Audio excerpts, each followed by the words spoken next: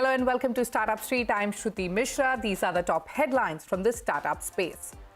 EV maker Ather Energy raises $50 million from existing investor Caladium Investment at a valuation of $750 to $800 million, sources tell CNBC-TV18.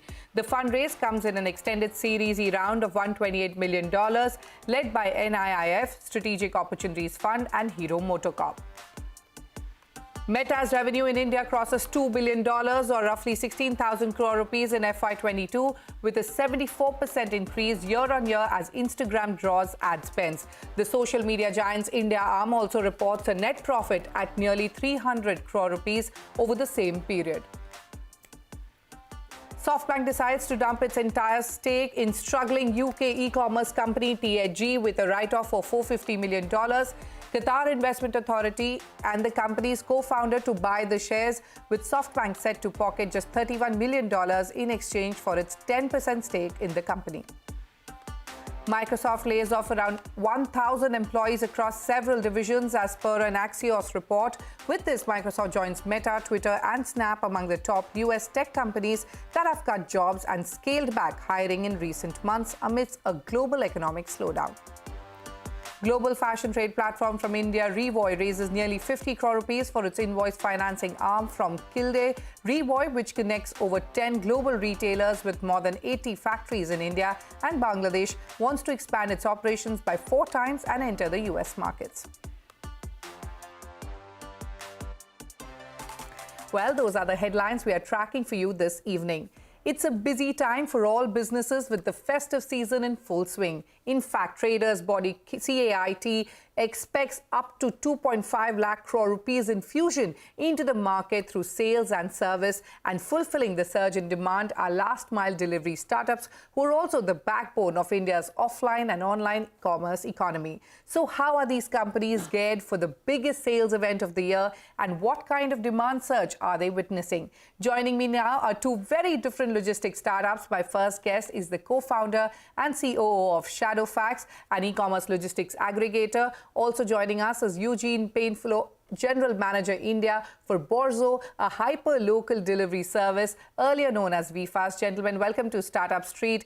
And Praharsh, let me start with you first. How happy is this Diwali turning out to be for Shadowfax? I believe you're seeing a growth of 80% to 100% compared to last year.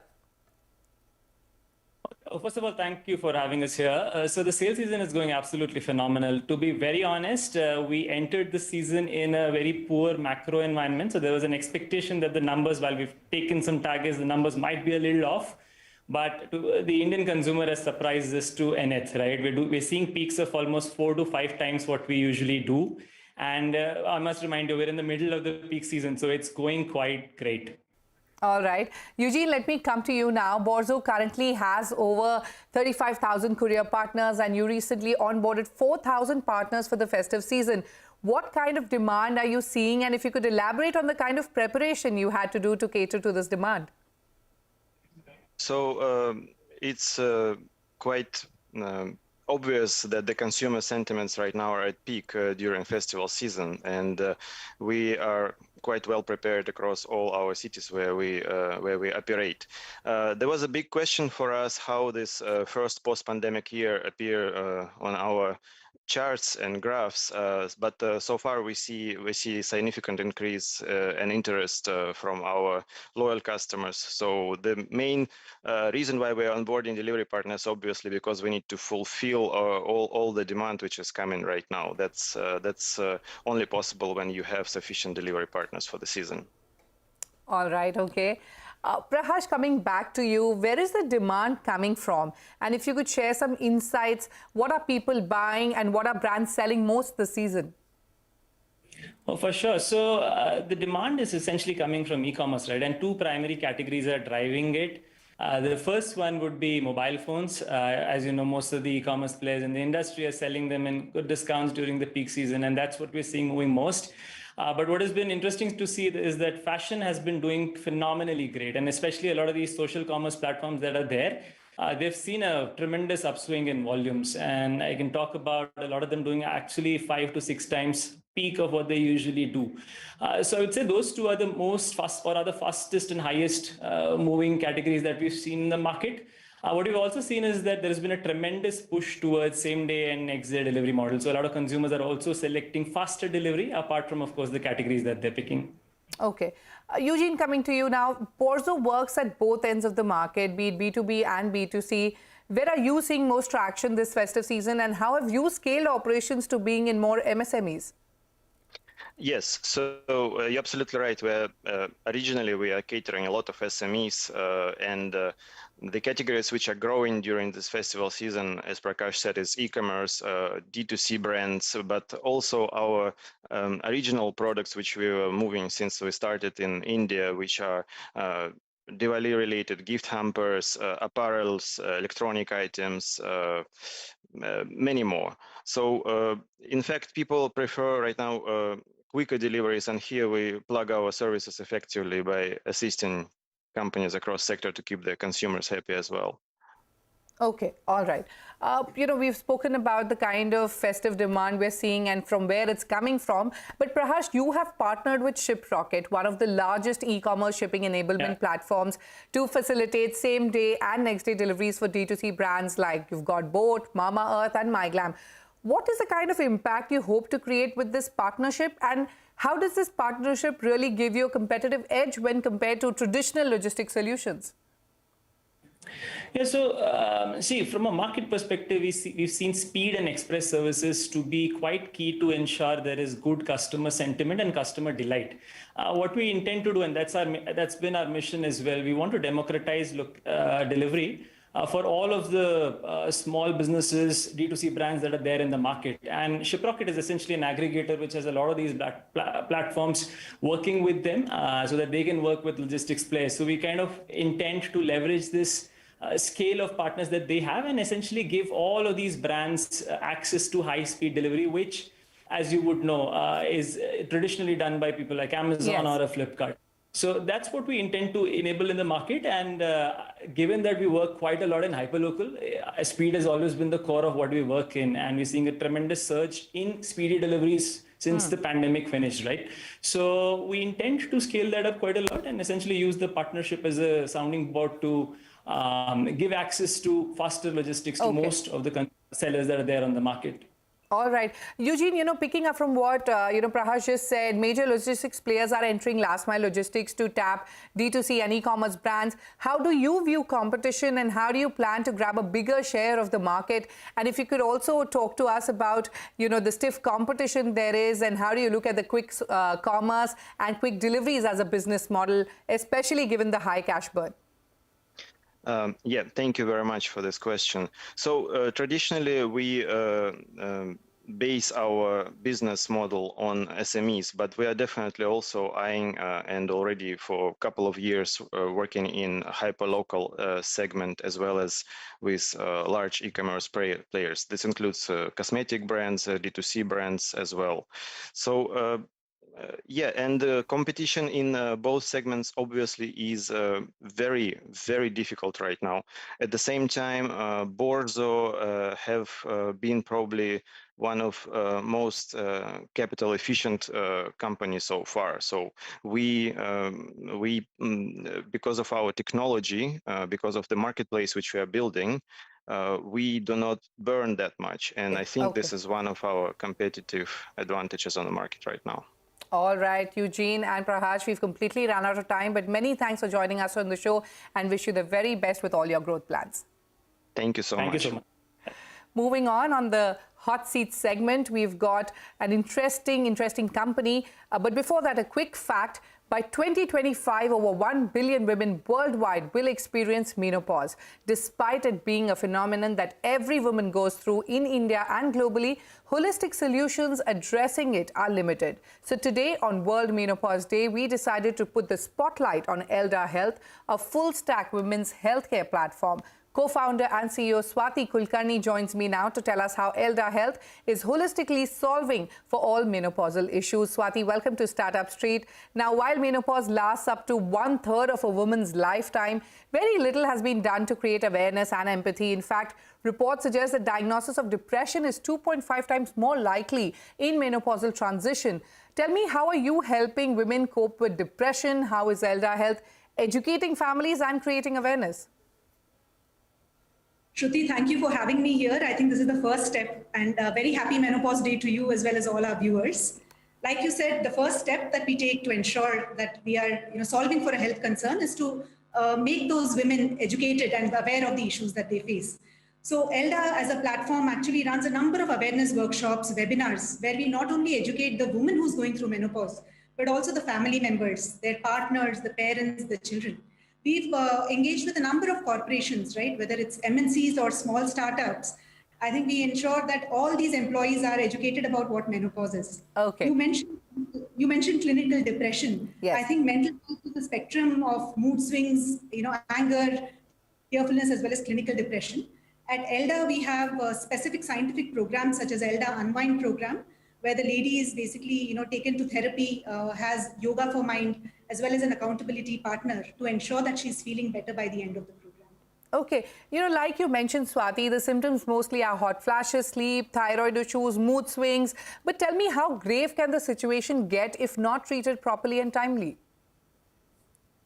So let me tell you, I'm a midlife woman, and the fact that I'm able to run a company is because I've been able to manage these symptoms really well. Whether it's a board meeting that you attend when you have hot flashes, or when you're running a company, or at home when you're the center of all the personal issues, I think menopause has to be treated very timely. If you can't treat or manage your symptoms, you have a higher probability of having metabolic issues such as cardiovascular diseases, osteoporosis towards your 60s and 70s. So I think not just timely management, but good management will help the woman have a better life quality. And I think that's what Elda aspires to do. Elda is a full-stack women's healthcare platform starting with a focus on menopause. Tell me, how is Elda helping women understand their health issues, identify precautionary measures, gain access to meaningful diagnosis, and above all, prioritize their own health? If you could take me through your offerings. So I would like to explain it as a three-pillared approach. I think the first pillar for us is, of course, holistic wellness. You can't treat a woman without multidisciplinary approach. So we have experts, the top experts in India, whether it's gynec, menopause specialization, nutrition and diet, or yoga, along with therapy sessions. So that's one aspect. We also have accountability partners who are health coaches who ensure that the lady doesn't fall through. The second approach that we use is very patient-centric and empathetic approach. So all our providers who are on our platform are extremely customer-focused, or I would say the woman-focused. The third one is, of course, our technology, which helps us unleash scale. And we're able to have conversations with our women very discreetly through our app, through our website, and so on. Sure. The offerings are a number of programs across the spectrum. Okay. Now, Elda Health has educated over 40,000 midlife women and made them aware of menopause symptoms. What is the kind of impact you've made so far? What is the improvement you've seen in your clients? And if you could also take me through the kind of growth Elda Health is seeing currently. So Shruti, menopause is a huge market. We have a target audience, which is almost around $160 billion in India itself. As we speak, there are 150 million women who are going through menopause. And every year, 10 million women are getting added to this. Now, if you look at it globally, we have around over 1 billion women who are going through menopause by 2025. The market globally is around $600 billion. So I think we are barely scratching the surface. We've got 40,000 customers today who take part in our intervention programs and our awareness programs. Okay. I think timely management, as you say, is super critical. Yes. Now we are seeing quarter growth. We are basically 100% growth over quarter and quarter. We are seeing 100% improvement in our paying customers, in our new customers who are coming in, and most of them today are coming in through word of mouth and referral because they've seen an improvement in their health condition. All right, one final question. If you could take me through your revenue model, how are you planning to make money? If you could talk about your partnerships and the future growth targets. Like you said, it is a $600 billion market globally. So how do you plan to further expand and grow? So I think broadly, we've, like I said, just scratched the surface. It's a $600 billion market with $160 billion right here now in India. We're looking at 1.3 million women community in the next 18 months, both through our digital as well as holistic programs, and looking at around 20 million women in the next 5 years. So our women basically see around 85% health outcomes, which means that they are seeing improvement in their biomarkers, whether it's cholesterol, HbA1c, or uric acid levels. Like I said, on this World Menopause Day, we are all able to sort of educate people and ensure that we are able to equip women. I think not just the goal of Elda, but our country can definitely go ahead much faster. Absolutely, Swathi, and wish you the very best for that. Many thanks for joining us on Startup Street today. Thank you so much for having me, Shruti. Thanks a lot. On that note, it's time for us to head into a short break. But coming up next, SoftBank-backed cloud kitchen Kitopi is adapting to a post-COVID world using a hybrid model where dine-in concepts are combined with delivery. A special conversation with the company's co-founder on the other side. Stay tuned.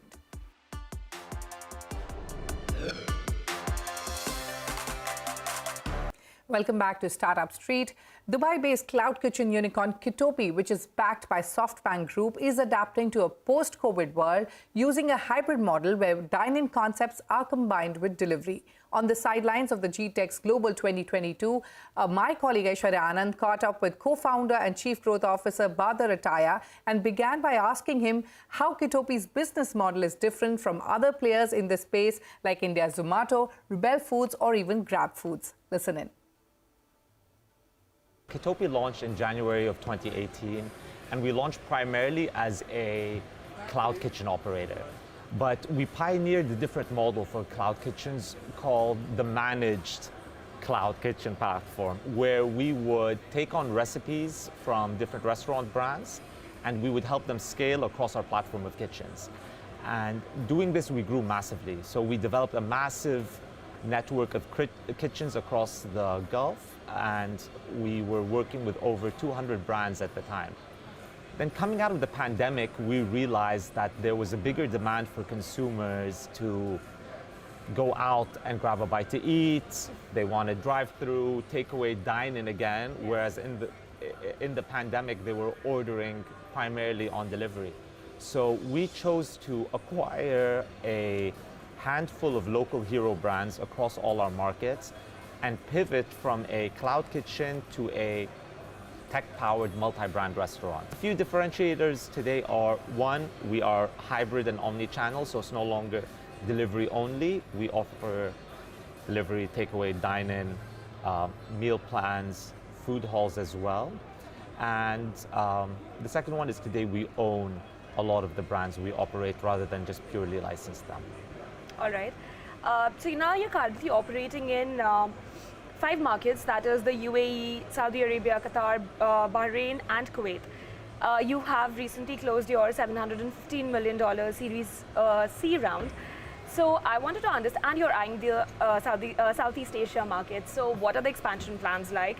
And what is making that market very lucrative for a business like yours? So today we feel like we've barely scratched the surface in the markets we operate in. In fact, we launched Bahrain and Qatar only last year. So there's a ton of room for growth in the markets we operate in. A lot of our content is poised for massive growth in these regions. So I guess for the time being, we are focused on the Gulf, but everything's on the table for 2023 onwards. I also want to understand from you that Southeast Asia already has a lot of big players when it comes to cloud kitchen. For example, Grab, Gojek, right? So can you tell us, like, which other countries you would be foraying into, and what's going to be the differentiating factor there? We have our strategy in place. We have our tech in place, our robotics arm in place, and I think it's about looking into these markets, figuring out what local partners we could work with and partners from the aggregator side, and then there are partners from the restaurant side to make sure that when we launch there, we aren't launching with Middle Eastern only brands, right? So, Singapore will have its own consumer demands, and so will, Malaysia and all the other markets in there. So once we look into markets, we typically then go and identify what the core demand is across content, and we replicate our operating model here, there. So I think Kitopi expanding to a new market is just like a brand new restaurant expanding in a new market, except we will do it with around 50 to 60 brands rather than just one. All right, now on that note, I have to ask you this.